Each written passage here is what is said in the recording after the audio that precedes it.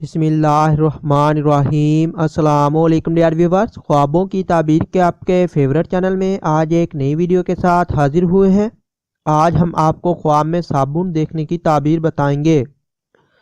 حضرت ابن سیرین رحمۃ اللہ علیہ نے فرمایا، اگر کوئی خواب میں دیکھے کہ اپنا کپڑا صابن سے دھوتا ہے تو دلیل ہے کہ برے کاموں سے رکے گا، اور اگر خواب میں دیکھے کہ صابن کھایا ہے تو دلیل ہے کہ مال حرام کھائے گا، اور اگر دیکھے کہ اس نے کسی کو صابن کھانے کے لیے دیا اور اس نے کھایا تو دلیل ہے کہ اپنا مال کسی کو کھانے کو دے گا۔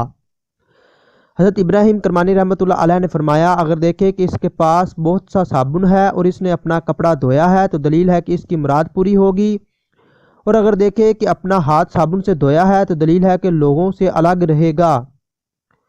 حضرت جابر مغربی رحمۃ اللہ علیہ نے فرمایا کہ خواب میں صابن کا خریدنا فروخت کرنے سے بہتر ہے، اور اگر صابن سفید ہے اور آگ پر خوشبو دیتا ہے تو نہایت عمدہ تعویل ہے، اور خواب میں صابن گر یعنی کہ صابن بنانے والا سردار ہے۔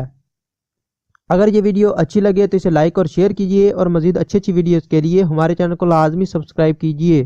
السلام علیکم۔